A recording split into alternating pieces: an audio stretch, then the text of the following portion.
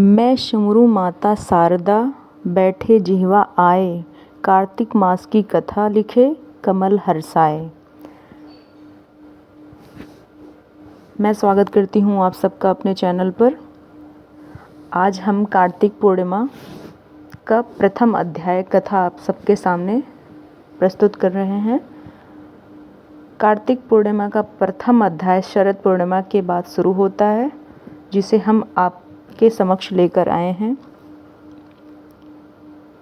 प्राचीन का समय में श्री सूत जी महाराज ने 88,000 सनकादिक ऋषियों से कहा, अब मैं आपको कार्तिक मास पूर्णिमा की कथा विस्तार पूर्वक सुनाता हूँ, जिसे श्रवण करने से मनुष्य के सभी पाप नष्ट हो जाते हैं और अनंत समय तक वैकुंठ धाम में प्राप्ति होती है। सूत जी ने कहा, श्री कृष्ण जी ने अनुमति लेकर देवर्षि नारद के चले जाने के पश्चात सत्यभामा प्रसन्न होकर भगवान कृष्ण से बोली, हे प्रभु, मैं धन्य हुई, मेरा जन्म सफल हुआ।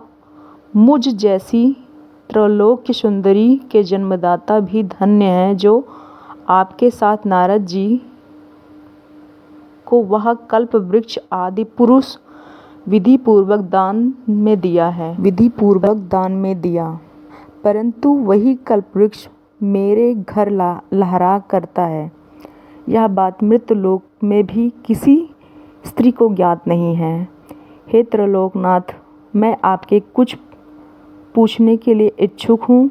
आप मुझे कृपया कार्तिक महात्मा की कथा विस्तार पूर्वक सुनाइए, जिसके करने के कल्प प्रयत्न आप मुझसे कभी विमुख ना हों। सत्यभामा के वचन सुनकर श्री कृष्ण ने हंसते हुए सत्यभामा का हाथ पकड़ा और अपने सेवकों को वहीं रुकने के लिए कहकर विलास युक्त अपनी पत्नी को कल्प वृक्ष के नीचे ले गए। फिर हंसकर बोले, हे प्रिय, 16,000 रानियों में से तुम मुझे प्राणों से समान प्यारी हो। तुम्हारे लिए मैं इंद्र देवताओं को विरोध किया था। जो बात तुमने मुझसे पूछी है तो वह सुनो। एक दिन मैं तुम्हारी इच्छा पूर्ति के लिए गरुड़ पर सवार होकर इंद्रलोक जाकर कल्प वृक्ष मांगा। इंद्र द्वारा मना किए जाने पर इंद्र एवं गरुड़ को घोर संग्राम हुआ और गौलोक में भी गरुड़ और गौओं से युद्ध किया। गरुड़ की चोंच में चोट से उनके कान में कुछ पूछ कर कट कर गिरने लगे, जिससे 3 वस्तुएं उत्पन्न हुई। कान से तंबाकू, पूंछ से गोभी और रक्त से मेहंदी बनी। इन तीनों का प्रयोग करने वाले को मोक्ष नहीं मिलता। तब गौओं ने कहा, क्रोधित होकर गरुड़ पर वार किया, जिससे उनके 3 पंख टूटकर गिर गए।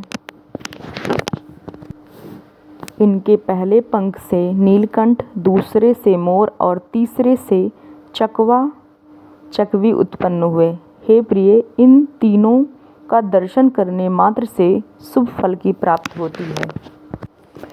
इसे सुनकर सत्यभामा ने कहा, हे प्रभु, कृपया मुझे मेरे पूर्व जन्मों के विषय में बताइए कि मैंने पूर्व जन्म में कौन कौन सा दान, व्रत, जप नहीं किए हैं। मेरा स्वभाव कैसा था, मेरे जन्मदाता कौन थे और मुझे मृत्यु लोक में जन्म क्यों लेना पड़ा। मैंने ऐसा कौन सा पुण्य कर्म किया है जिससे मैं आपकी अर्धांगिनी हुई हूँ। कृष्ण जी ने मुस्कुराते हुए कहा, हे देवी, अब मैं तुम्हारे द्वारा पूर्व जन्म में किए गए गुणों को, कर्मों को विस्तार पूर्वक आपको बतलाता हूँ, जिसे सुनकर पूर्व समय में सतयुग के अंत में मायापुरी अतिगोत्र में वेदांत का जाता देव शर्मा नामक एक ब्राह्मण निवास करता था। वह प्रतिदिन अतिथियों की सेवा, हवन, सूर्य भगवान का पूजन किया करता था। वह सूर्य के समान तेजस्वी था। वृद्धावस्था में उसे गुणवती नामक कन्या की प्राप्ति हुई। उस पुत्रहीन ब्राह्मण ने अपनी कन्या का विवाह अपने ही चंद्र नामक शिष्य के साथ दिया था। वह चंद्र अपने पुत्र के समान मानता था और चंद्र उसे अपने पिता के भांति सम्मानित करता था।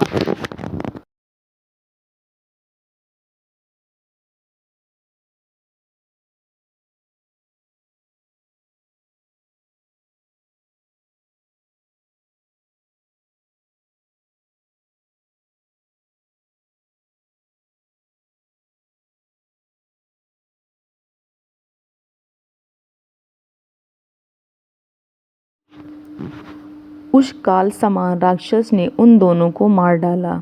चूंकि वो धर्मात्मा थे, इसलिए मेरे पार्षद ने उसे वैकुंठ धाम में मेरे पास ले आए। उन दोनों द्वारा आजीवन सूर्य भगवान की पूजा किए जाने के कारण वो दोनों पर अति प्रसन्न हुआ,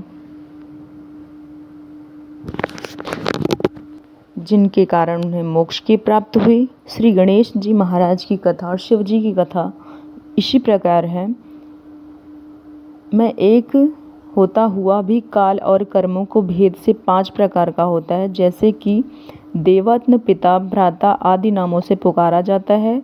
जब मैं दोनों विमान में आरूढ़ होकर सूर्य के समान तेजस्वी रूपवान चंदन और माला धारण किए हुए हैं, जो कि मेरे भावों को ही प्रसन्न करता है।